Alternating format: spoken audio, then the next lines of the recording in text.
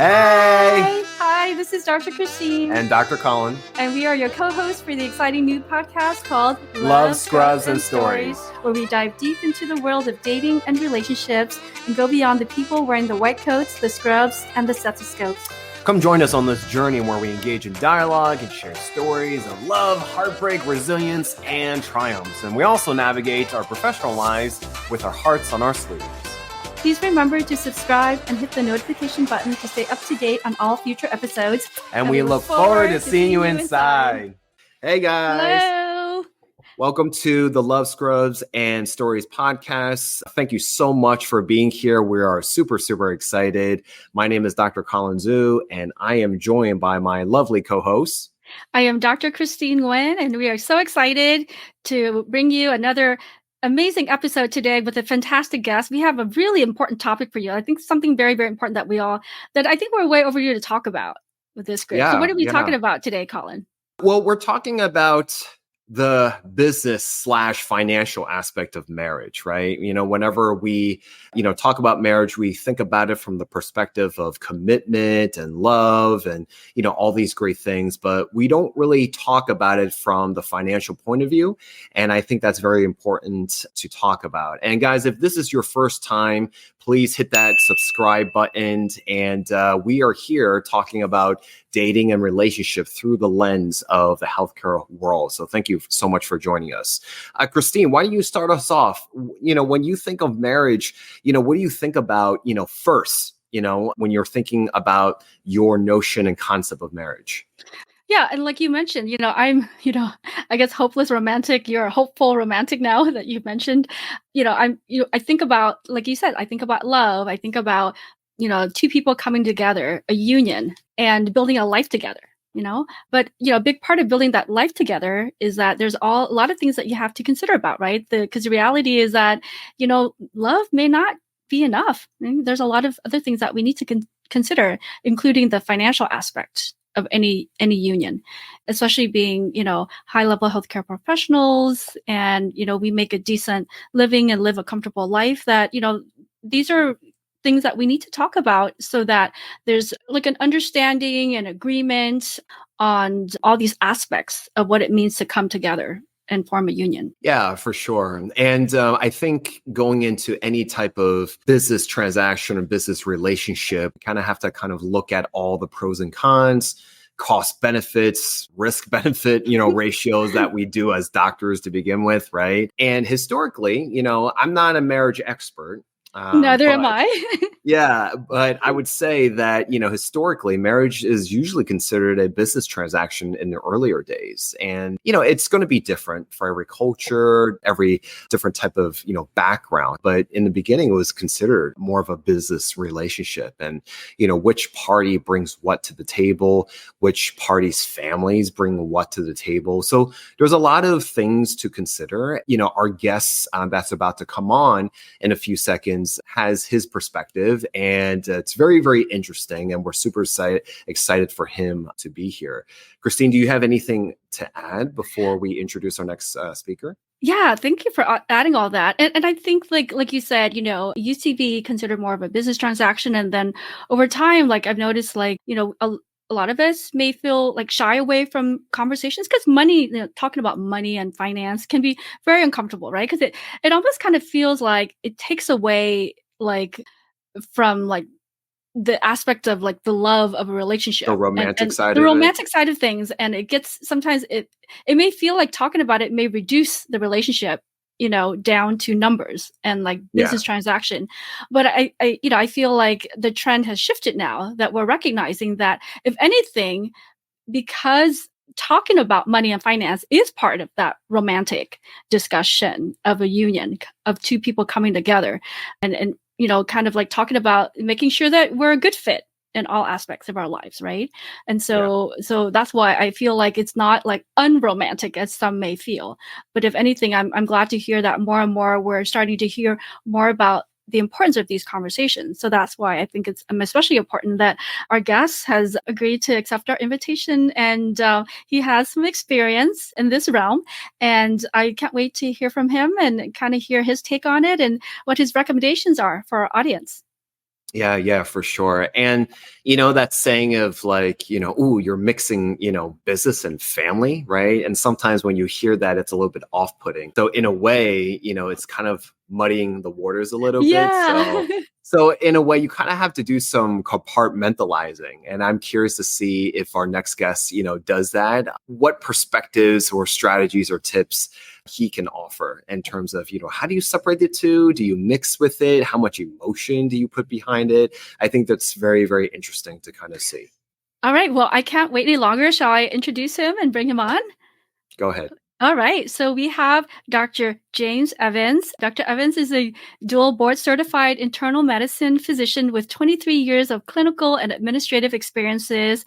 He currently serves as the Western and Southern Regional Corporate Physician Advisor for Steward Healthcare. He has extensive hospitalist experience running an independent practice hospitalist service for over 7 years in Phoenix. He also has significant leadership experience and served as the chief financial officer for a small DME company called the Cruise Ship Doctor.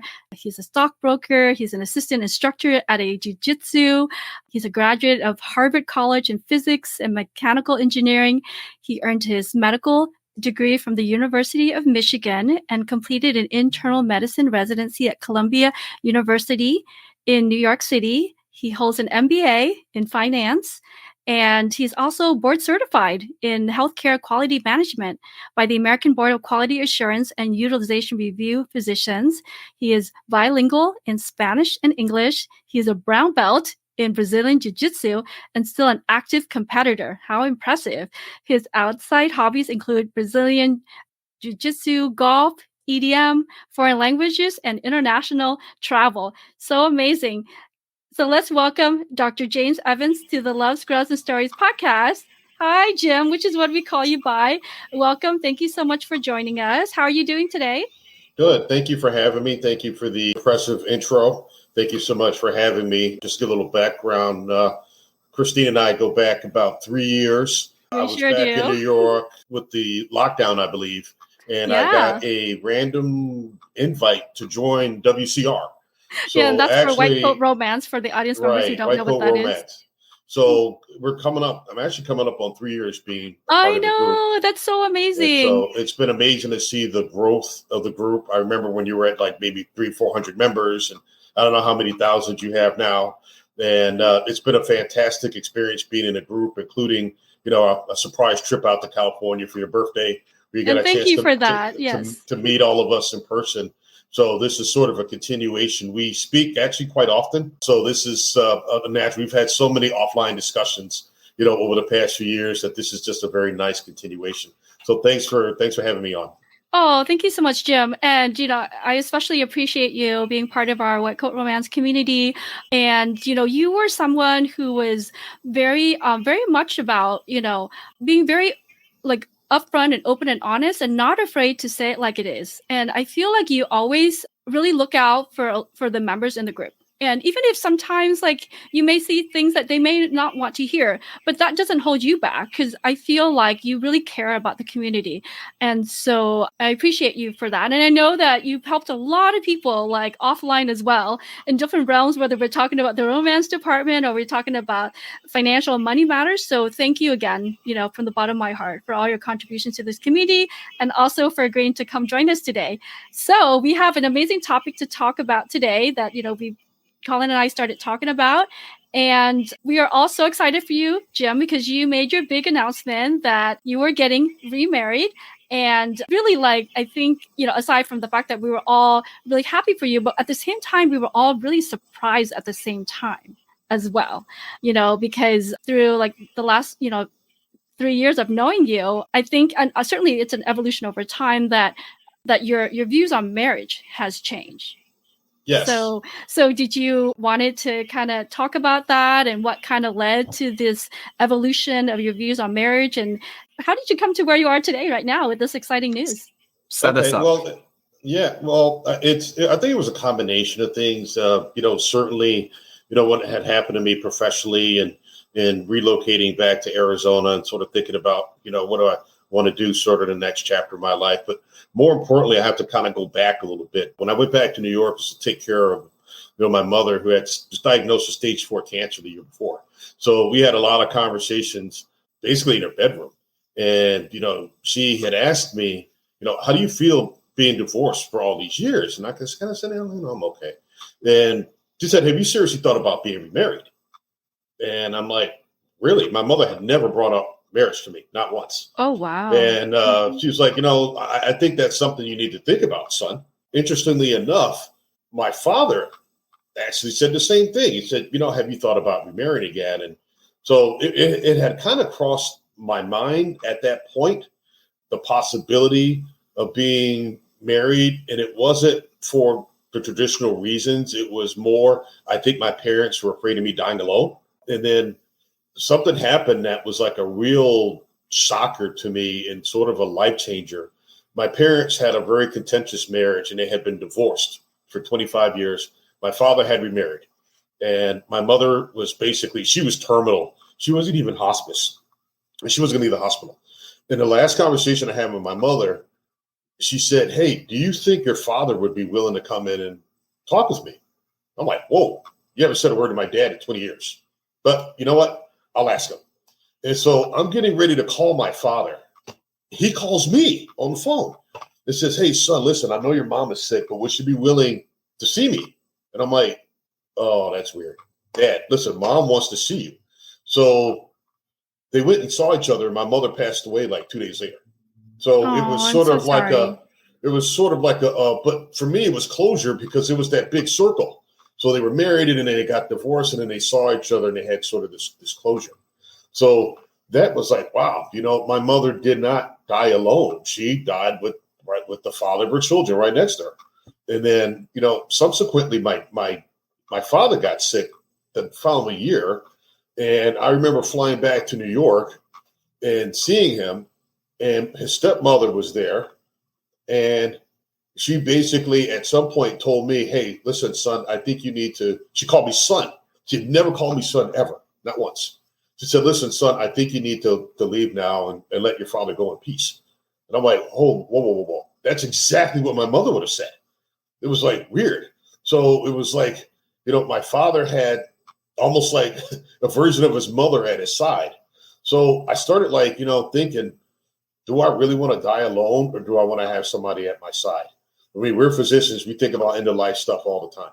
And do I want somebody to make my decisions? I mean, my parents were my decision makers and now they're gone. And so I'm thinking well, if I end up in the intensive care unit on a vent, who's going to kind of manage it, especially if I don't come off? So, sort of seeing that happen to your parents consecutively made me think, well, maybe I don't want to be alone. So that was sort of the beginning of the process. And I will say that I did make a concerted effort to find a relationship, which is something that I did not do. I mean, I was a little bit lax. You know this, Christine, on White Coat Romance. I was getting some DMs and stuff, but I wasn't real serious about it. But, I did make an effort to find a long-term relationship, and not necessarily for marriage, but I did have marriage in the back of my head. Like, hey, you know what? I'm not going to date just to date. I'm going to date to marry. If we get married, that's great.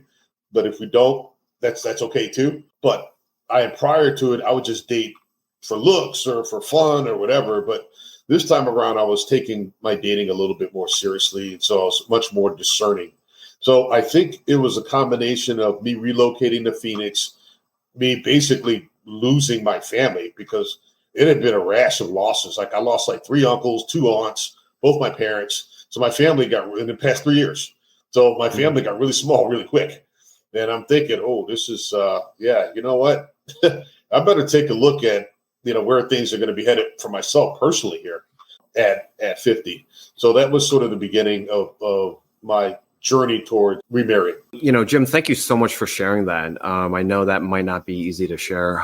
Just to kind of back up even more than that, if you can give us some insight for those that have not been following your story from the beginning, what led you, to the initial divorce? And you had mentioned that you had never thought about remarrying, right? So what led you to the initial divorce, and what was it about it that, placed you in this mindset of like, oh, I'm okay on my own before your parents stepped in? Well, I think, the marriage started off good. I don't think it was financial. She was a patent attorney. She had a very successful firm. We actually had a very good, solid prenup pace, because when we got married, she actually made twice what I made. So we had a prenup in place. We had some issues regarding child rearing. We had some issues regarding gender roles. We had lots of various issues. She didn't like my hours, which was a bit surprising, knowing that I'm a physician. And it got to the point where my marriage is so bad, like my life was going really south really fast. I mean, I failed my board exams. I was about to lose my privileges at the hospital. I demoted myself from purple belt down to blue belt. Like, it was like everything was really heading in a really wrong direction, and I was moving into a very dark place. My friends kind of noticed it, and so I just kind of abruptly ended it. I moved out and filed. So I said, this is not good. I really didn't have much support. And, when you go through something like that, and financially, I mean, we bought an expensive house that we took a loss on because the market act was kind of funny. So, when going through that whole experience just left a really bad taste in my mouth of being with a person that's not going to be supportive, someone because I was trying to build my practice up, and to have a spouse that doesn't support that. It's just not good.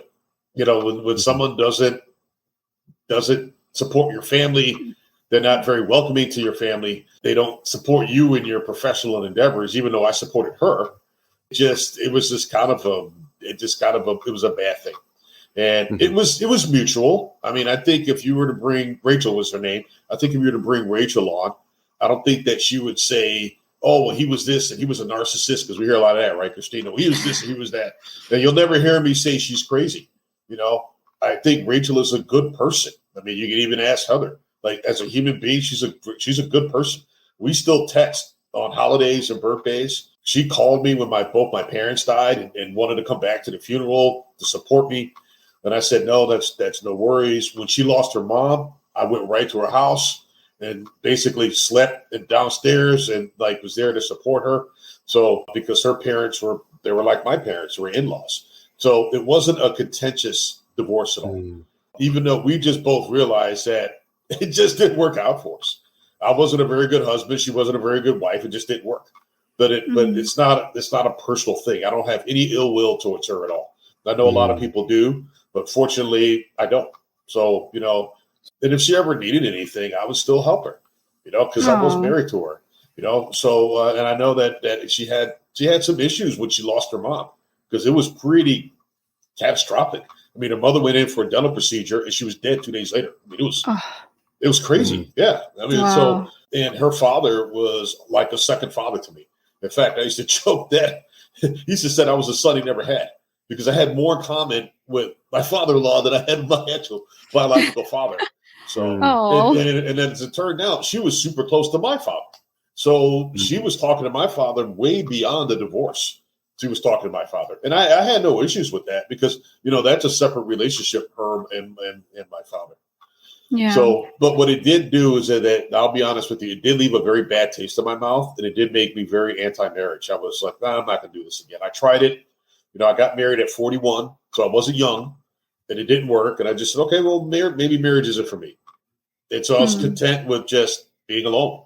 I see. Well, thank you, Jim, for being vulnerable and sharing all that. And unfortunately, and aside from the fact that the marriage didn't work, it sounds like you were both in very demanding professions, which can be a tricky balance. And then aside from the professional course, right? It doesn't sound like you both were a good fit. But I'm really glad to hear that you guys have remained in each other's lives and been very supportive towards one another. But understandably, right, going through something like that is very traumatic. And that, naturally, anyone going through that understandably would not, see themselves, remarrying, unless there was, convincing evidence, I guess, we're very logical beings, right? That why would I want to do this, right? Again, right? There needs to be a good reason why. And then naturally, we evolve and we mature and we, develop and through life experiences and, and amazing people come into our lives that, from what it sounds like, that led to the change in your decision as well, aside from what happened, unfortunately, through the events with your family loss. Yeah.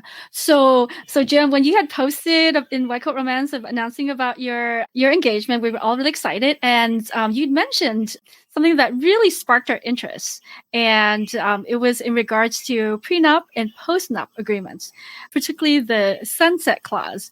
And everybody was like asking you questions, left and right, like, can you explain more? Like, what is this? And like, how does this work? And, all that. So can you kind of break this down for us and kind of dive into initially how you and your fiance had started talking about this and made the decision together, and what sort of motivated you to put, these agreements in place that you feel that would work best for your relationship?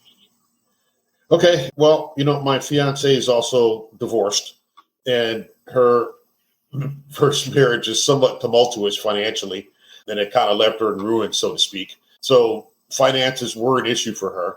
And for me, they weren't that much of an issue, but I had a prenup first marriage. So it made it a lot easier bringing that conversation up the second time around because I'd already had a prenup. And so when I was looking at the prenup at this point, the sunset clause is something that I thought about because, at my age, it's, the prenup, if I'm in my 60s, the prenup is really irrelevant at that point because can you explain real quick, if you don't mind, just for our audience that doesn't know exactly what that is? Okay, so a sunset clause basically is where the prenup expires. So you could set it at any point in time in the future. And I picked 15 years because that is like sort of the retirement age. But some people pick it at 10 years, some people pick it at 20 years. But basically at that point, if you're still married, the prenup goes away. So, and I looked at it and I'm like, if I'm still married to Heather in 15 years, none of this is going to matter. The assets are going to be so intermingled that it's not, it becomes irrelevant at that point because I'm going to die and then she's going to get everything. So it doesn't matter. Right. So, so you put the sunset clause just to sort of get through that first sort of period of marriage. But once you get past that mark, you're in it for the long haul, and if you look at the data on second marriages, particularly for people in my income bracket, our divorce rate is remarkably low. I think it's I want to say it's under 10%. So typically men that make over six figures that remarry stay married. Like the divorce rate plummets. Now, I'm not really sure why, and I've even seen it with my friends. I've seen it with my father when he remarried. I mean, most of my friends, when they're on marriage number 2, it's been much better than marriage number 1. And, one of my old golf partners had a horrible marriage. She had a kid from it, but now I think he's been married to Joanne now. I think they're celebrating their 25th anniversary is coming up. The second time around has just been, great for him. And he said, the first marriage was a little bit rocky. So I put that in place. And then as far as, the details, we're sort of like getting that hashed out with the attorneys. But the postnup, because some people were asking about that, was because we're anticipating the possibility that my fiance will make more money than me because she's going to be going to law school and she's going to be going into a very lucrative branch of law, food safety law. And, my attorney said the prenup protects her too, because her law firm could be worth more than your company and your practice based on everything that he knows and based on what I read. So there will be a postnup clause in there that protects her law firm, and that kind of keeps that separate. There will be no alimony, but in exchange for alimony, I'm going to fund her law school. So there's lots of things that you can do with a prenup. I had a cheating clause in my first prenup, where if I got caught cheating, I had to pay X amount of dollars. So there's really a lot of things that you can do in the prenup. I think with the exception of child support. I think child support you can't mess with. But anything else with the prenup, it's really flexible. And it's really what you make of it. So, those are the two big clauses we have. Is there's going to be a postnup clause that will protect her future law firm, and then there's a sunset clause. And then as far as how the assets are split, I don't know if you're aware of this with prenups, but you have to be real careful with prenups. Like you can't have a prenup that is horribly unfair. So if there's a huge income disparity, you can't have a prenup where you put your wife or your husband on the street, because a judge will throw it out. So it has to be reasonable. It has to be fair. So, if I provide housing and we get divorced, I have to provide housing, because if I just say, oh, no, she gets nothing, the judge is going to throw that out. And then, you have to have separate legal representation, which is very important. Now, I'm allowed to pay for an attorney, but you have to have separate legal representation. And then from what I've read and from what I've seen, there are people recommending that when you sign the prenup, that you videotape the signing so there's proof that the person wasn't under duress. Right? So that's a good one. Yeah. So there's this video evidence that you weren't trying to coerce this person, or that they weren't sick, or they were, hey, they had the flu, or they had the Rona, or something like that. And, so there's all sorts of things that people put in place, because prenups are very vulnerable and judges will throw them out. So, and the other thing is, you can't do it close to the wedding date. It has to be at least 3 months ahead of time. So, the most important thing is just doing it ahead of time, and then having legal representation, proving somehow, whether it's with audio, or whether it's with video, or whether it's a third party, that when this prenup is signed, that it was not done under duress, and it has to be reasonable and fair.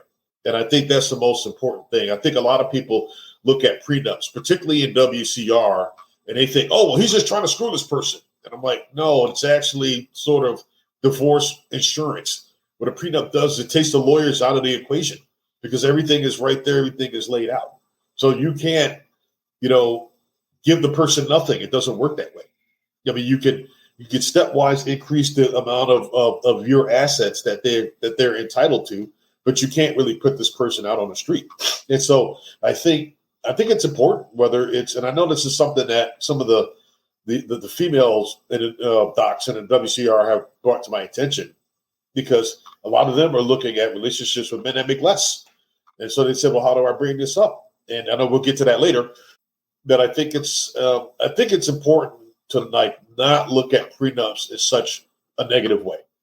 And I think that's a huge problem, is that there's this negative stereotype to prenups. Whereas if we were running a business and we had an operating agreement, people would expect that, right? Yes. So if you're getting a job and there's a contract, people expect that, right? You're not just going to take a job. You want a contract. Show me what I'm supposed to do. But they look at marriage and they're like, oh, it's all about being in love. No. That's a component of it, right? But let's be realistic here. We're all grown adults. There's a financial component. When you're in our income levels, that's something you have to have a discussion about. And a prenup isn't necessarily a bad thing. It really isn't, because the other nice thing about a prenup is it requires full disclosure. So you want to know what your partner's doing? Get a prenup. They have to disclose it. Heather has to see all of my finances, and I have to see all of hers. It has to happen, because the lawyers are going to negotiate. So they have to negotiate in good faith. And if I hide something, okay, if I hide a penny, prenup goes away. Heather can sue me for everything. So it's almost a good idea, I think, if you're the person making less money, to say, oh, prenup's fine, because the person you're marrying has to disclose every single dime by law, because they need those assets, everything. I mean, and the other parties are allowed to look at that, because they're going to be negotiating based on what they see. So, and I think that disclosure before you get married is very important, because we know people hide stuff, So, and I think it's important to know what kind of financial shape is your partner. How much debt do they have? What do they really have? They say they have this, but what do they really have? So I think that's important. Jim, you brought up amazing points, and I love the fact that you actually talk about it from an angle that's more positive than negative, because before you just stated everything, I kind of had this negative connotation with it, and it's almost like taboo.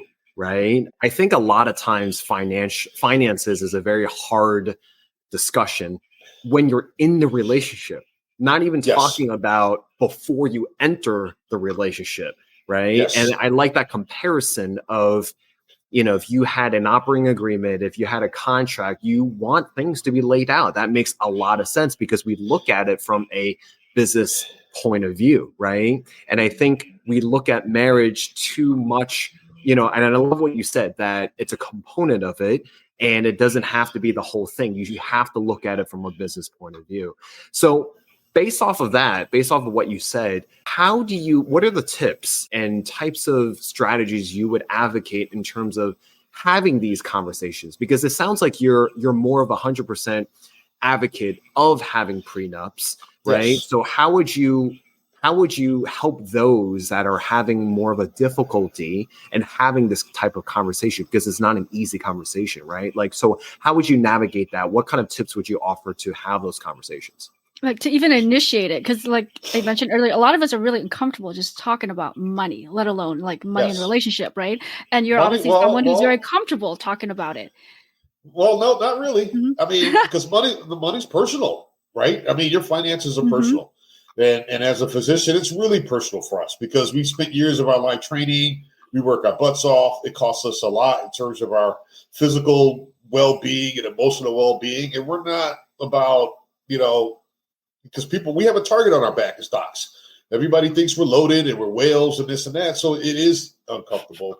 And to kind of go back a little bit, just before I answer this question, with my business partner, he had proposed something with the business, okay? And it fell outside the operating agreement. And I talked with him this morning and I said, no, we can't do that because it's outside the operating agreement. You know what he said? You're right. We're going to change it. We can't do a split this way because we were looking at doing a split where it wasn't 50-50. And I said, bro, it's got to be 50-50. It's either 50-50 or we don't do it. And, he's a good friend of mine, but this is in the operating agreement. And I asked Heather, I said, am I being too hard? She's like, no. If it's in an operating agreement, it's in an operating agreement. And he said, you know what? You're absolutely right. We're going to change it. We're going to do it 50-50. So this is why it's important to have this stuff because there was no fight. There was no malcontention. We just had that. So to answer your question, boy, I really don't know. It is because I don't know how you bring it up. I don't know when you bring it up. That is such a hard one. It really is. You just do it. You just do it like Nike, right?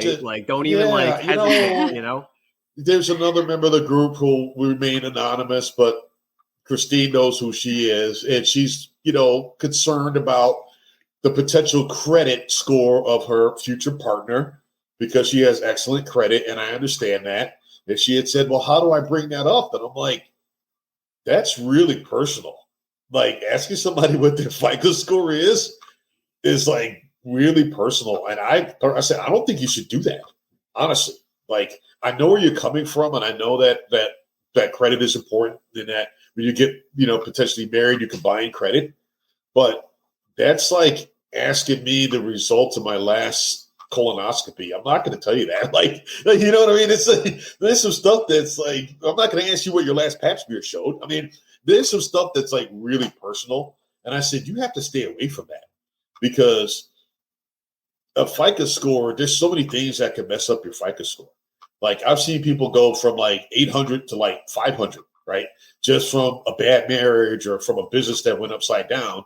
And that doesn't mean that they're bad people or that they did, whatever, because I've talked to people like that, and they're like, oh, well, this happened and this happened and this happened. Oh, okay. So to kind of put that, and I had that experience as an employer, and I had somebody say, hey, listen, I have a felony background. And I said, what did you do? Oh, I got caught with a little pot in my car. Oh, okay. So I did a background search. She had some marijuana like 15 years ago, but that's not who she is today. So I'm like, oh, you know what? That's a little poo-poo stuff. I'm not going to worry about that. So I think you just have to just sit down and just kind of bite the bullet. And fortunately, it was uncomfortable bringing it up with Heather. I'll be honest with you. Yeah, I was going to ask, how did you approach that topic with Heather? It was super uncomfortable. I was super uncomfortable. And I just kind of said, hey, listen, I think we're going to need a prenup. And I was thinking, this is either going to be the end of the relationship or not.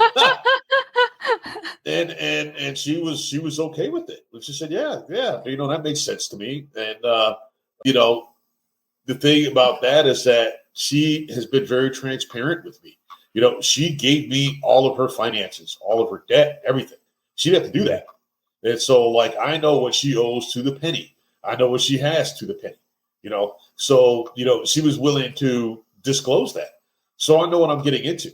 So it's not like, oh, well, you don't know what this person has. I know exactly what she has. So, and I'm going to help, take care of her, the problems of the first marriage. That's not an issue because I'm going into it with my eyes open, So, but even her parents are like, well, you know about Heather's debt? I'm like, of course I know about Heather's debt. She told me. It's not a big deal. I can help handle it. So it's a fraction of what I used to have. So it's not a big, but yeah, it was cold turkey jumping into the deep end. I just brought it up after dinner. Yeah, I just said, I think we need a prenup. And I think that's exactly what I said. And if anything, it sounded like it reinforced like how you feel about her, right? And like being able to navigate such a difficult topic and having these difficult conversations. I think it only like strengthens the relationship further and kind of confirms your belief that, this is the right decision that you made with Heather, So thanks. And if I could add one more thing, I think that if somebody were to get really upset by that conversation, I think you would have to seriously consider whether that person is for you or not. I think it's such an important conversation. And I've said this offline to several members of WCR that have come to me and said, well, my partner, and I said, listen, you don't have to be with that person because you worked hard to get to where you're at. You have, we have a lot of people in the group that have significant assets, 7-figure net worth. And these are the female docs. And I'm like, listen, if this person isn't willing to have this conversation, you need to seriously think about your future with this person because it's important. So if they don't want to go down this route or they're thinking, well, you're planning for the marriage to fail. No, I'm being realistic. We have insurance for our cars. I'm not planning on getting into a car accident, but I have insurance. Hopefully I never have to use it. We have malpractice. None of us plans on getting sued, but this is why we have malpractice insurance. Yeah. I'm not planning on being divorced, but a prenup will keep the lawyers out of my bank account if I do.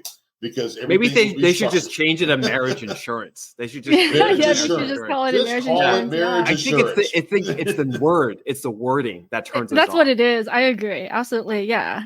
Thank you for being vulnerable because I think that was the first step in saying like, hey, this is uncomfortable for me, but I feel I don't know what your exact words, but just saying like this is uncomfortable and admitting that. This is, and the fact that we still need to have this conversation, I think was, it allowed her to kind of be like, okay, cool, so let's have finances are so personal. They really are. And, my mother has seen my balance, my checking account balance, but she might be the only person it has because I keep it tight. My father never wanted to. He would say, hey, son, are you making enough money to pay your bills? That's all he would say. He didn't, he didn't really care, and when people like want to know what we're doing as docs. And I don't know about you two, but I keep that tight. Like I don't go around telling people what I'm doing, like financially. I just kind of say, it's personal, like you said. Yes. It's personal. It's personal because people will automatically judge you based off of that. And, I have a lot of wealthy friends. A ton of wealthy friends. And, they're always telling me that, I have issues with, inviting employees to my house because they see my house and then they think that they're not being paid enough. Or I've had referral sources come to my house and they're like, well, I'm making you rich and this and that. And it's just, it is all kinds of assumptions. All kinds of assumptions. So having to disclose your debt, whether it's like good debt or bad debt, it's like, no one wants to say, well, I got a repossession on my credit or foreclosure or, I have $75,000 in commercial credit card debt. Like people just don't want to say that kind of stuff, right? But, the average credit card debt in America is upwards of $10,000. Yeah, so it's completely insane. It's insane. So people, and it's hard. So even outside of a marriage, even if you're talking to your financial advisor, or even if you're doing estate planning, people just don't want to say what they have and what they owe. I think it's just a personal thing, right? Yeah, thanks, Jim. So I thought we shift gears and talked about another topic that you had mentioned in the Facebook group, the social dynamics of being engaged and getting married. That was like a nice, should I say, side effect that really surprised you. Did you wanted to talk about that and kind of like the things that you've encountered ever since you announced your engagement, and so some of the benefits now of being engaged and married soon? Well, there is a social component to it. As I kind of move towards my financial goals in my 50s, and as you all know, none of us are even at our primes in terms of earnings, because as docs, we don't hit our peak until our late 50s. I don't know if you guys knew that.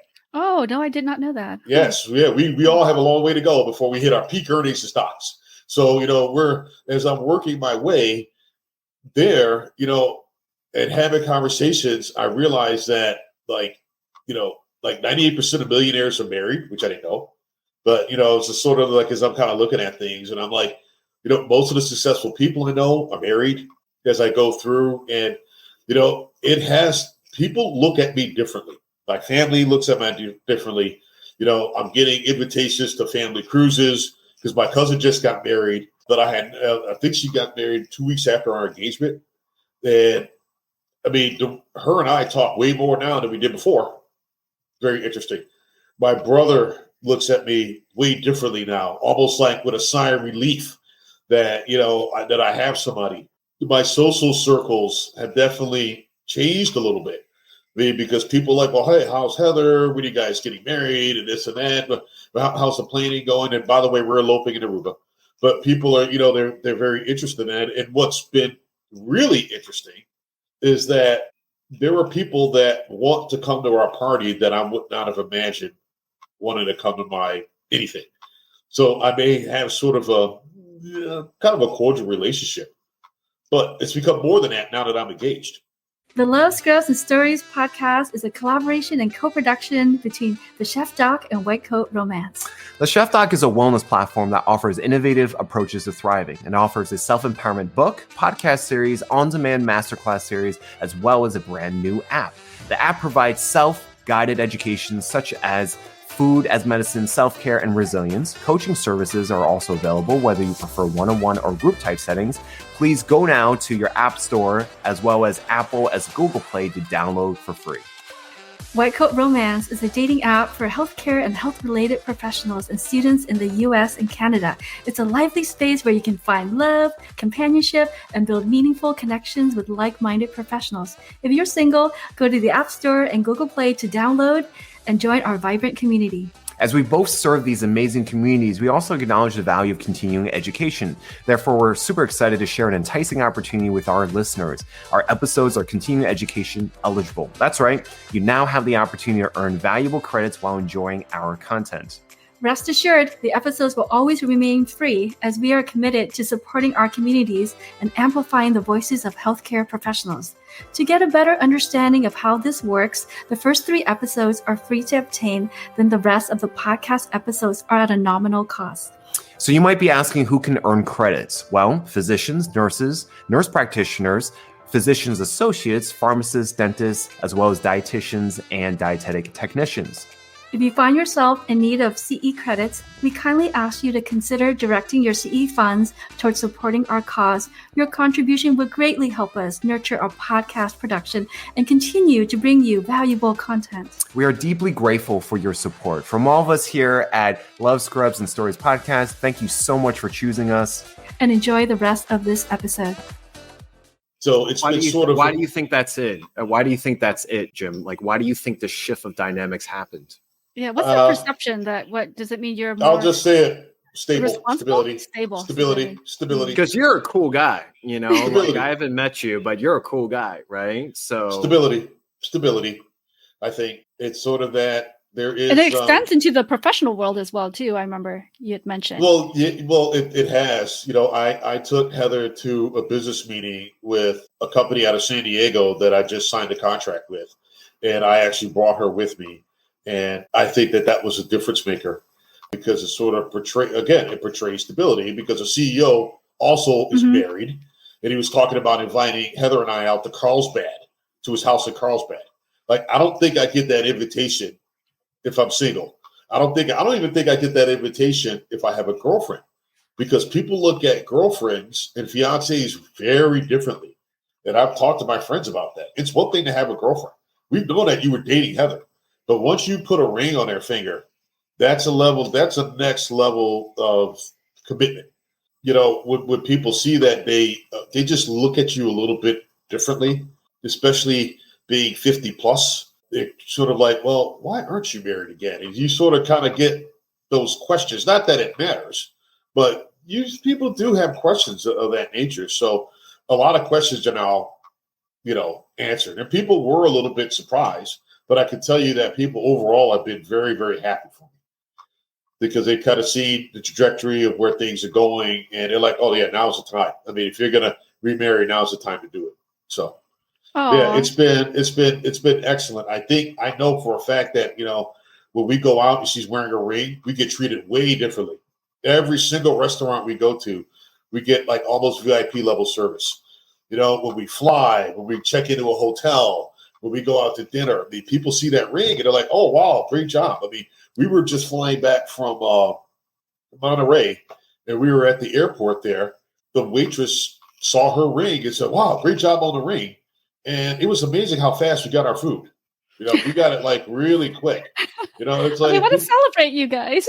Well, because they look at the ring and they look at the size of the ring and they make an instant assumption and they go, okay, this guy's a whale, which means he's going to tip me well. Huh. So I'm going to, the service is going to be a little bit better because her ring reflects on me. It reflects on her, but when she shows her rock, it's not a flex for her; it's a flex for me. Because people looking at me going, oh, you're with a successful guy. Not only is he successful, but he's generous. Because look at the size of that rock he bought. Wow. So that's sort of that projection. So people make this assumption that one, I'm successful, and two, I'm generous. And both are good. Those are good assumptions to have, especially so in the business world. social implications. Oh my goodness! Especially in the business world. You talk to the CEO, and your fiance's got a 5-figure ring. He's like, oh, this guy's not broke. Okay, yeah, like he's got it together. I'm not contracting with a guy that's broke. So instead of driving a Maserati or a Bentley or something like that, I think this is more of a flex. And someone who can commit, right? Yeah, put a rock on your fiance's hand. His ability to commit. This guy is stable, and so it translates into the professional world as well. So yes, so amazing. So gosh, Jim, I mean, I wish we can definitely talk about so many more things, and I appreciate you sharing all this. So is Heather around? Could we possibly right meet her? Yep. And we're gonna you can put one earpiece to her, and she can sit next to you. There you go. Okay, scoot in. Yeah, come on in.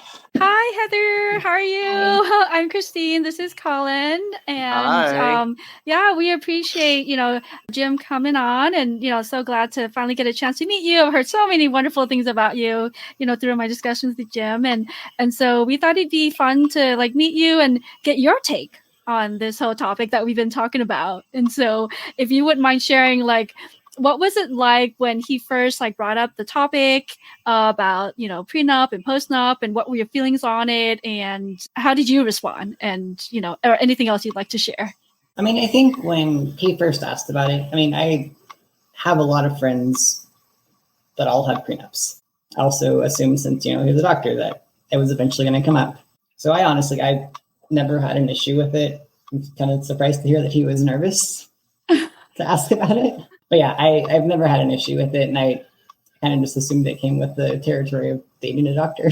So that's great. That's great that you kind of was almost expecting to have that conversation, And did you feel afterwards, feel better about talking about it and laying everything all out, or were there any aspects of it that some people, may say it's unromantic? What is your feeling about all that? I guess it is kind of unromantic. But I also know that you don't necessarily marry just for love. I mean, granted, being in love is a positive aspect of it. I don't know. I guess it was nice to get it out in the open. I think even before that, I'd already disclosed all of my debt to him just so that he wasn't surprised by anything about my past and about my past marriage. And I mean, I've always had a great job and I make more than 6 figures. And I was with the wrong person, and he kind of did a number on my finances when we got divorced. Even just from my past experience, I thought a prenup was a smart idea. And then also the fact that I do want to go to law school and I want to practice in a very niche, lucrative area of the law, I knew that it would protect me in the future as well. Are there any lessons from your last marriage that you've learned that you're bringing into this marriage for yourself that are non-financial? Look at Jim. I'd love to hear this. That's a whole separate show. Yeah, that is. Give us the cliff notes. Yeah, just briefly. Yeah, just your thoughts on. I mean, definitely discussing finances before we got married or before even we got engaged. Also, our political leanings. I did not know my ex-husband's political affiliations until after we got married. And that kind of caused a lot of dissension between the two of us. I am also very much a gym rat. I am in the gym 5 or 6 days a week. I love doing cardio. I love doing lifting, bodybuilding. My ex was very unsupportive of me going to the gym, and he kind of got to the point where I wasn't allowed to go to the gym because he was afraid I was going to leave him. Oh, no. Oh, my gosh. So many insecurities, and you guys weren't just aligned. Yeah, it sounds like you guys weren't aligned on so many levels. Yeah. And it was great because we met in college, and we were best friends. And he asked me out, I think 3 or 4 times before I finally said yes. And he proposed to me, I think, 3 times before I finally said yes. And at that point, I just said, I'm like, well, he'll at least be stable. I really didn't feel like looking anymore. And most of my friends are getting married. And so it was just kind of the thing to do. Stayed in the marriage for 8 years, probably 7.5 years too long. So I knew that if and when I did decide to get married, because I know when we first started dating, I wasn't necessarily looking to get married. I was still kind of on post-divorce. I don't want to get married anymore. But I was looking for a boyfriend, at least somebody, a stable guy in my life. Yeah. And you guys found each other. I think the other issue to bring up is, Heather very much believes in gender roles, and she conformed to them. But I don't believe that her ex-husband did what he needed to do. And I know that this has been I've been the center of a few interesting conversations, debates in WCR regarding gender roles, because I do believe in gender roles very much, because that's simply how I was raised. And so you probably already know that I'm pretty conservative when it comes to that. So, we do both believe in traditional gender roles, which is why I have no problem taking the leadership, like financially and taking the finances and being responsible for everything. And then she has her role and I have my role. And I don't think it's belittling. I've had some people say, well, this person is this, and, she's going to be an attorney, and we're still not going to go away from our from our gender roles. So my mother was a highly educated professional, but she also embraced gender roles and taught me how to be a man and a head of the household, more so than my father. So you can be a highly educated professional and still fulfill your gender roles. And so, her and I understand that the marriage is not 50-50. It's simply not. The marriage is 70-30. It's me. She knows that. I know that. And I'm going into this, with my eyes wide open. And that's one of the things that I've been trying to, convey to the members of WCR is that, when they talk about a 50-50 partnership, I don't believe that that's really the case in a marriage. I just don't. I think that there has to be a little bit of unevenness, because even in our business, we're 50-50. But I'll tell you right now that my partner, it really has taken the lead in terms of the company in certain aspects. And then in other aspects, I take the lead. So that's exactly it, right? When I ran my gym, there were certain things that I did that I took the lead, to certain things my partner did. And as far as our marriage, it might be uneven, but I could tell you that there's things that Heather does that I don't bother with, like travel planning. She does all the travel planning. I don't do anything. She does it all. Like, I just sit back, and wherever she wants to go, she goes.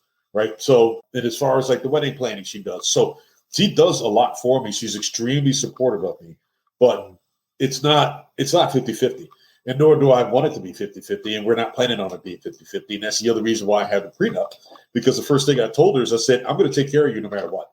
Like, if the marriage goes south, you're going to be taken care of, and if you outlive me, you're going to be taken care of, but you're going to be taken care of. So I guess I'm kind of getting ahead of myself to sort of the wrap up session, but I just wanted to kind of bring that up as well, because that was a big component of her first marriage. Yeah. And it's, he was not a leader at any point in time. And that was important for you. Yeah. And it's, it may not always be even, and depending on what aspects of the relationship we're talking about too. And that's for each, couple to figure out what works best for, their relationship, like such as yours. And so thank you, Heather, so much. We appreciate you coming on, and so nice to finally meet you and sharing your perspective. So we thought, appreciate you so much for, Thank you for having me. All this time and sharing all this insights and your wisdom and just being very open and honest, which, we greatly appreciate. So what words of wisdom do you have, take home points that you'd like to share with our audience, to sort of wrap up, given all the experience and all the things you talked about, like the top 3 takeaways? What do you think?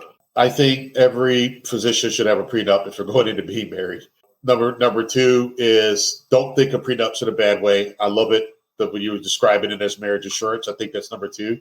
And I think number 3, you just have to jump into the deep end with the financial conversations. And that would be my top 3. Yeah, that's awesome.